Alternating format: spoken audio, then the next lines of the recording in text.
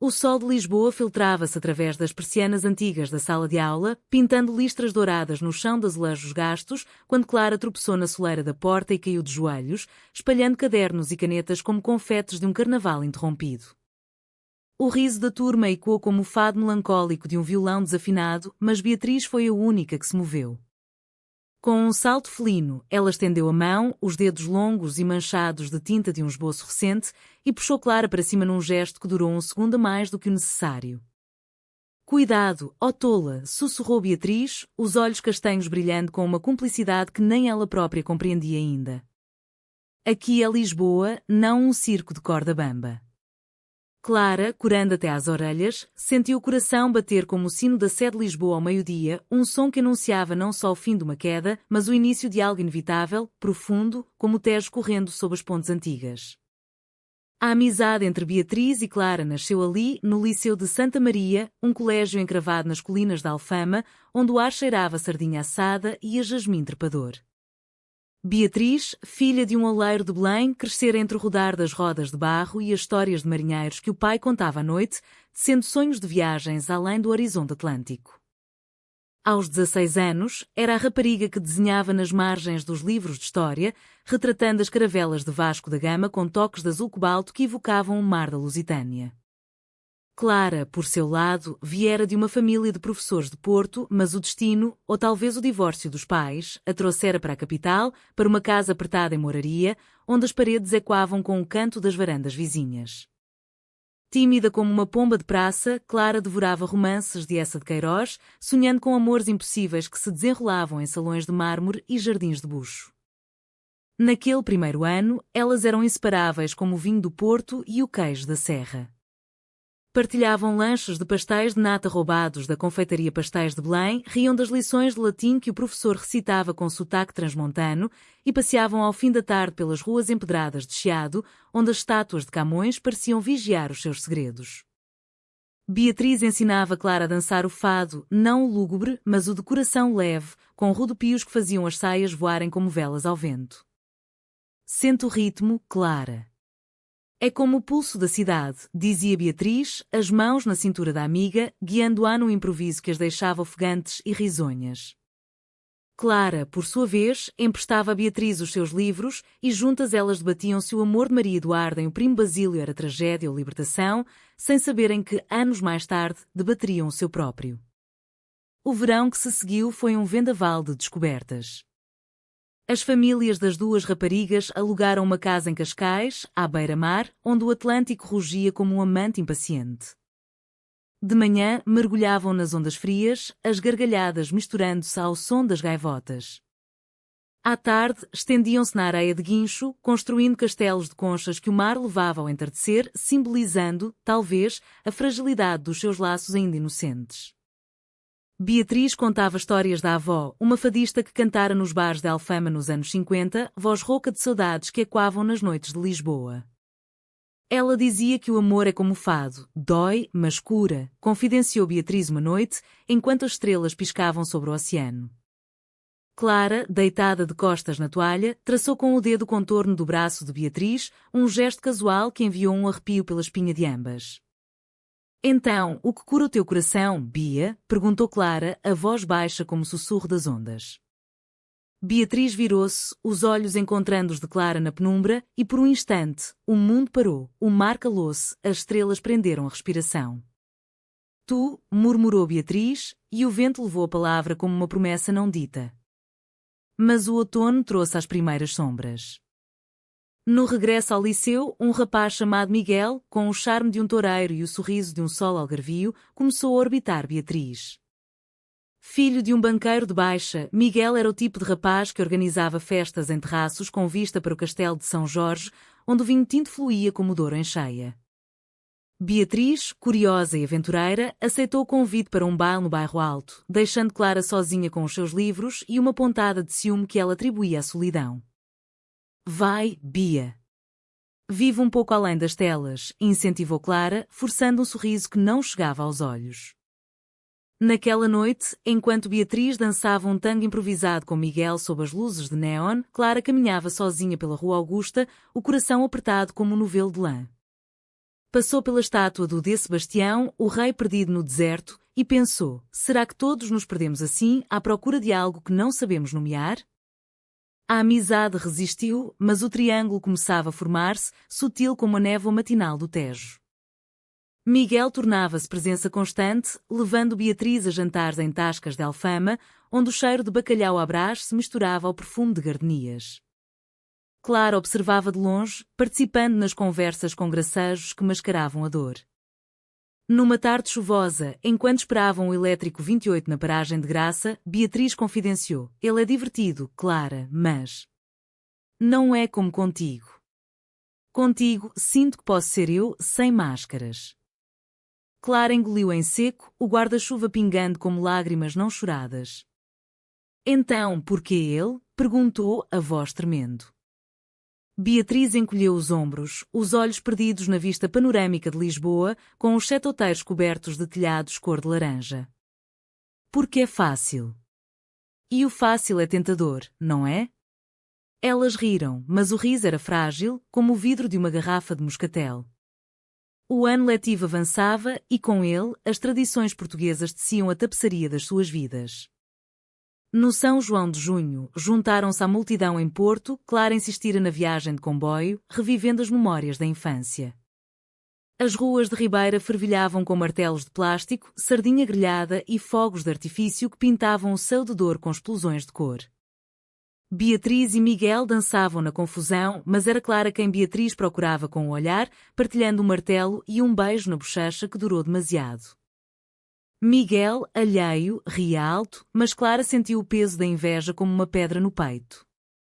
Naquela noite, no quarto partilhado da pensão, com o som distante dos concertinas, Clara sonhou com Beatriz, um sonho onde as mãos se entrelaçavam não como amigas, mas como amantes, sob a luz prateada da lua cheia sobre o rio. O segundo ano no liceu trouxe ventos de mudança. Beatriz, agora com 17 anos, decidira inscrever-se no curso de Artes Visuais na Escola Superior de Belas Artes, um sonho que a levava a noites insones a esboçar nos inspirados nós frescos de Nuno Gonçalves. Clara, mais pragmática, optara por literatura na Universidade de Lisboa, devorando os sonetos de Camões e os contos de Sofia de Melbrenner, que falavam de amores etéreos como o mar Egeu. Apesar das rotinas separadas, os fins de semana eram sagrados. Passeios pelo Jardim Botânico de Ajuda, onde as orquídeas exóticas sussurravam segredos, ou tardes no Lisboa Factory, entre murais de street art e cafés cheios de artistas boémios. Miguel tornava-se mais insistente. Propôs a Beatriz um fim de semana em Sintra, na Quinta da Regaleira, com piqueniques sob os túneis iniciáticos e visitas ao Palácio da Pena, cor-de-rosa e amarelo como um bolo rei. Beatriz aceitou, mas convidou Clara. Não posso ir sem a minha âncora, disse, piscando o olho. O triângulo manifestou-se ali, nas sombras dos poços dos iniciados. Enquanto Miguel contava anedotas sobre a maçonaria romântica, Beatriz e Clara exploravam o jardim sozinhas, as mãos roçando acidentalmente nas trepadeiras. Isto é como um conto de fadas sombrio, murmurou Clara, olhando para o buraco invertido do poço, símbolo de descida ao subconsciente. Beatriz parou, virando-se para ela com uma intensidade que fez o ar crepitar. Ou de um amor proibido, como nós velhos romances. Imagina se fôssemos as princesas, não as damas de companhia. Clara sentiu o rubor subir, mas riu para disfarçar. Tu serias a rainha, Bia. Eu, a plebeia que te rouba o coração. A viagem acabou em tensão. Na descida de Sintra, com a neblina envolvendo as montanhas como um véu de noiva, Miguel beijou Beatriz no banco de trás do carro alugado, um beijo que ela retribuiu por inércia, os olhos fixos em Clara pelo retrovisor. Clara virou o rosto para a janela, vendo as árvores passarem como fantasmas, e jurou a si mesma que aquilo era só uma fase, uma dança de hormonas e expectativas sociais, como as que lerem a cidade e as serras, onde o amor citadino colidia com o rural. Mas à noite, sozinha no quarto de moraria, Clara chorou pela primeira vez, as lágrimas molhando as páginas de um diário onde escrevia: Beatriz é o meu sol de Lisboa, mas Miguel é a eclipse que ofusca. Como hei de dizer-lhe que o eclipse sou eu? O Natal chegou como um bálsamo, com as ruas de Lisboa iluminadas por cordões de luzes que dançavam como estrelas caídas. A família de Beatriz, reunida na casa de Belém, preparou o bacalhau à consoada com ritual solene, o avô contando lendas das descobertas enquanto a mãe assava rabanadas em mel e canela. Clara foi convidada, sentando-se à mesa como uma filha adotiva, os olhos brilhando ao ver Beatriz acender as velas do presépio, uma tradição minhota que trouxera do Porto. Depois do jantar, fugiram para o terraço, embrulhadas em jailes de lã, bebendo vinho de colares sob o céu estrelado. Sabes, Clara, o Natal em Portugal é sobre família, mas a minha família és tu, disse Beatriz, a voz embargada pelo vinho e pela emoção. Clara, corajosa na penumbra, pegou na mão dela. E se a família for mais? E se for amor? As palavras pairaram no ar, pesadas como o sino da Basílica dos Mártires. Beatriz congelou, depois apertou a mão de Clara, mas não respondeu. Em vez disso, puxou-a para um abraço que durou até o frio da noite a separar. O ano novo trouxe resoluções frágeis. Beatriz terminou com Miguel numa tarde de janeiro, no Café Nicola, onde o aroma de galão se misturava ao cheiro de chuva. És um cavalheiro, mas o meu coração vagueia por outros portos, disse ela, citando o pai. Miguel, magoado mas digno, apertou-lhe a mão e partiu, deixando Beatriz com um vazio que só Clara preenchia. Elas celebraram a liberdade com um piquenique no Parque Eduardo VII, entre os cedros centenários, comendo queijadas de Sintra sonhando com o futuro. Quer pintar o mundo, Clara. E tu, o que queres? Beatriz perguntou, deitada na relva, o cabelo espalhado como um halo. Clara, sentada ao lado, traçou o perfil dela com o olhar. Quero-te no meu mundo, Bia. Como musa, como amiga.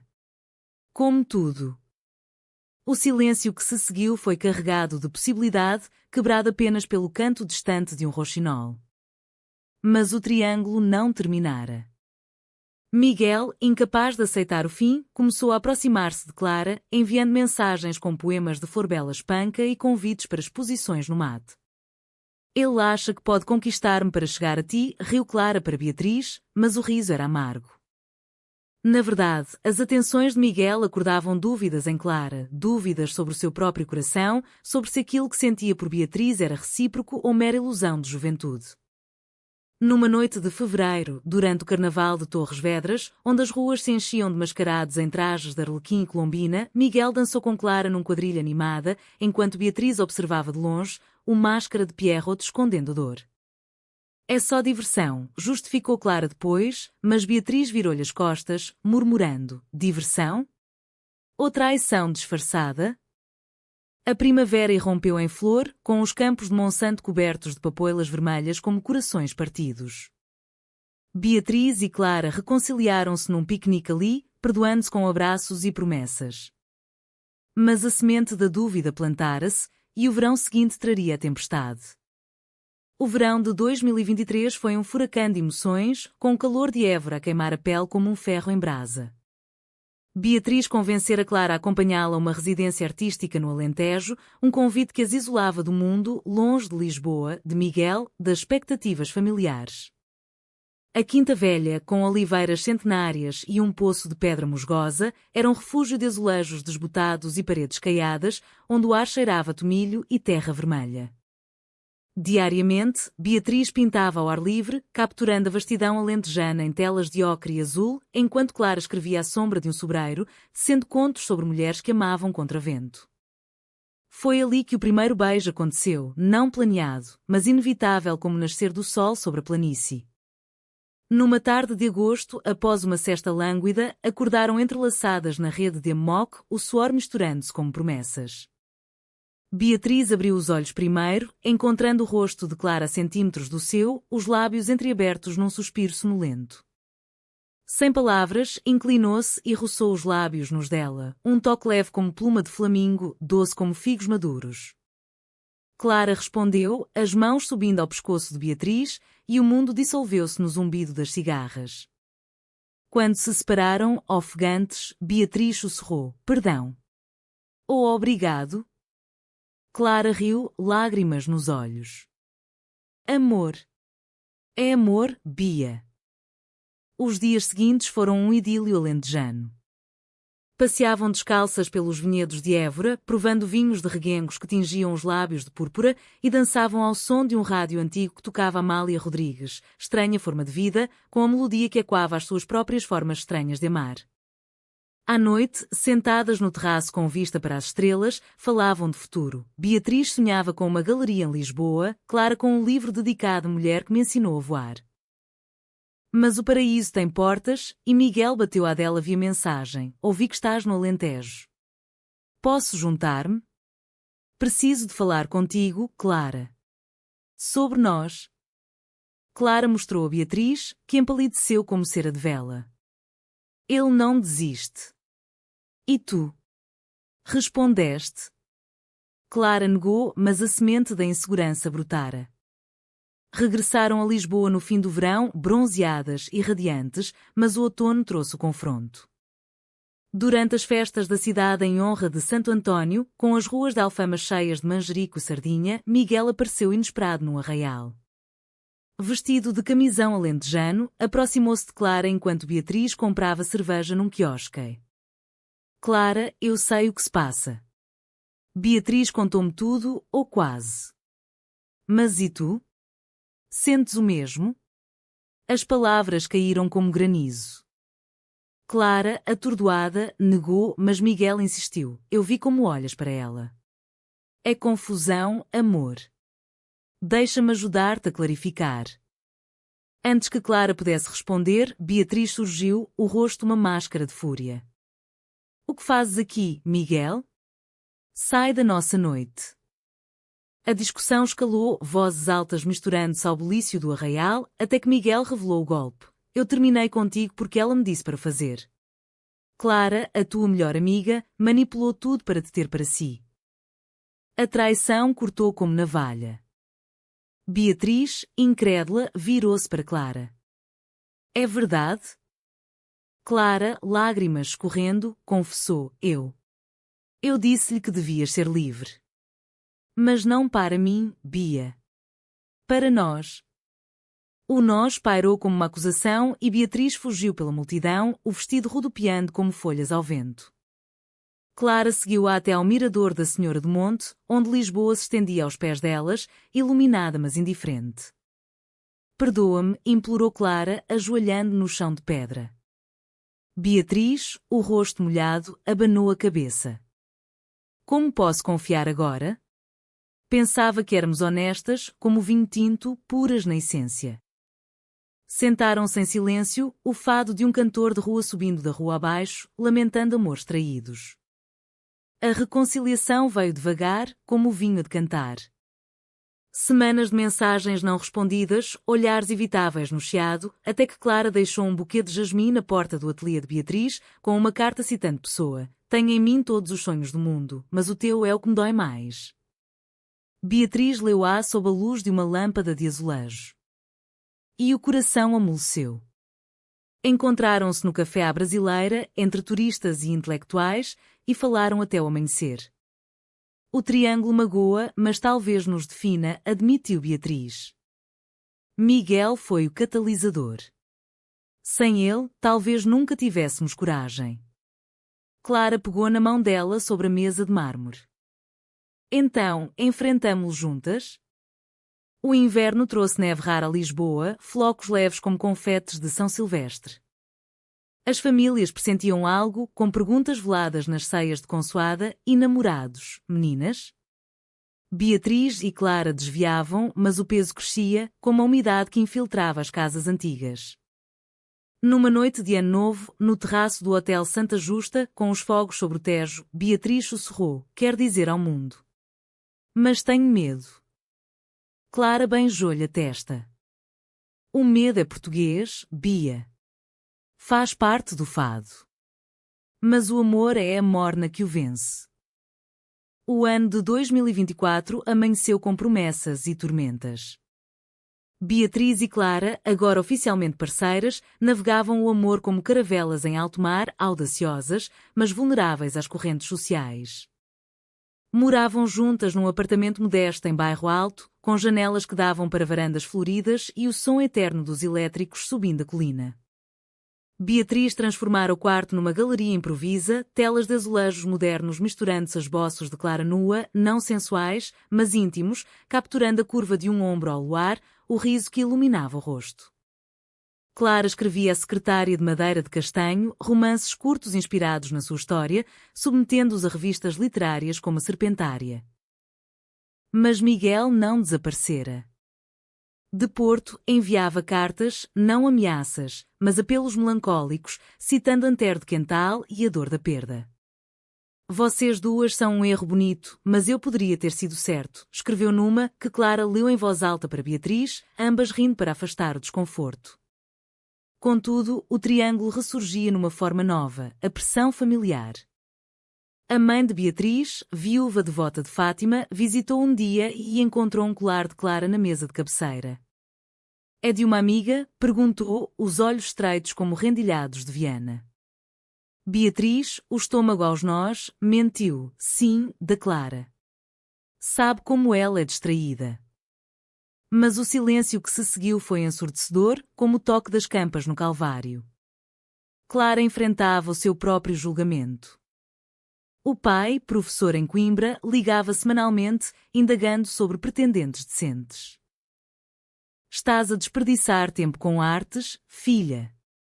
Encontra um homem que te estabilize, como o teu avô estabilizou a avó com a vinha do Dão. Clara desligava, frustrada, e corria para os braços de Beatriz, onde o mundo se reduzia a um abraço. Eles não entendem, Bia.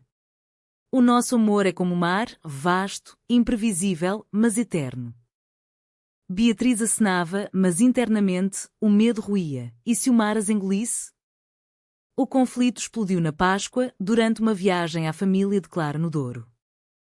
As vinhas em terrace, verdes como esmeraldas, contrastavam com a tensão no ar. O irmão de Clara, um enólogo casado, brincou à mesa. Clara, trouxeste um rapaz?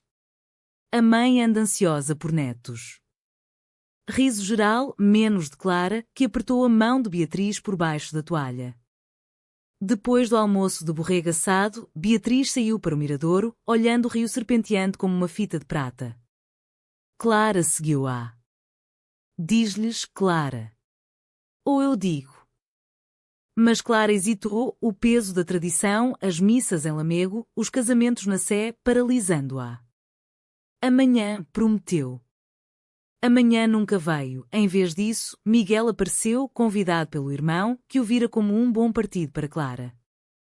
O jantar de Páscoa transformou-se em caos. Miguel, charmoso como sempre, brindou à família reunida, mas os seus olhos fixavam Beatriz. Parabéns pelo teu sucesso na galeria, Bia. Ouvi que vendeste aquela tela do Tejo. Beatriz, fria, respondeu, obrigada. Mas o Tejo flui para todos, não só para quem o deseja. Clara, no meio, sentiu o triângulo fechar-se como uma armadilha. Após o sobremesa de arroz doce, confrontou Miguel no jardim de laranjeiras, para com isto. O teu lugar não é aqui. Miguel, magoado, rebateu, o meu lugar era ao lado dela. Tu roubaste-o, Clara. E agora, finges que é amor? As palavras feriram e Clara, num ímpeto, confessou tudo ao pai naquela noite, na cozinha iluminada por uma lâmpada fraca. Pai, eu amo a Beatriz. Não um homem. Ela é o meu tudo. O silêncio que se seguiu foi como o eco de uma romaria vazia. O pai, olhos úmidos, abraçou-a. Filha, o Douro ensina paciência. Se é amor, aguenta as enxurradas. Mas a mãe chorou, invocando santos e tradições. Beatriz, ouvindo da porta, sentiu o coração inchar de orgulho e medo. Fugiram de madrugada, de comboio para Lisboa, as mãos entrelaçadas, o Douro ficando para trás como uma memória amarga. De regresso, o mingaudo espalhou-se como vinho derramado. Beatriz contou à mãe numa tarde de maio, no mosteiro dos Jerónimos, onde o Manuelino das Colunas parecia abraçar segredos antigos. Mãe, Clara é a minha companheira. Como o barro e o forno, inseparáveis. A mãe, após um rosário silencioso, abençoou-as com um abraço. O amor de Deus é como o mar, abrange todos os portos.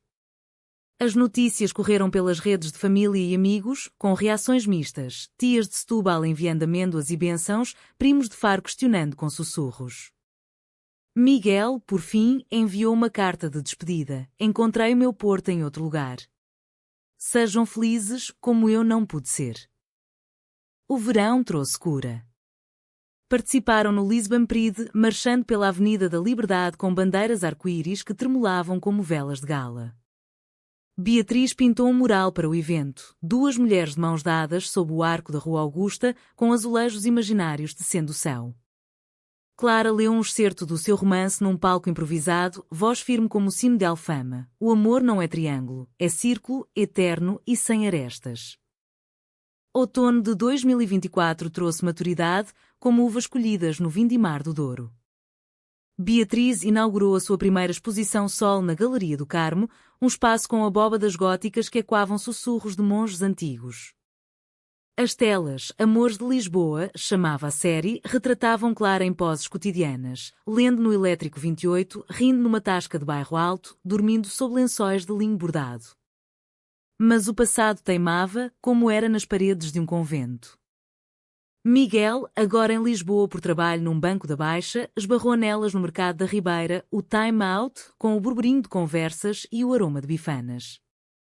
Coincidência feliz, disse ele, forçando um sorriso. Beatriz apertou a mão de Clara, mas convidou para um café, para fechar o capítulo, sem rancores.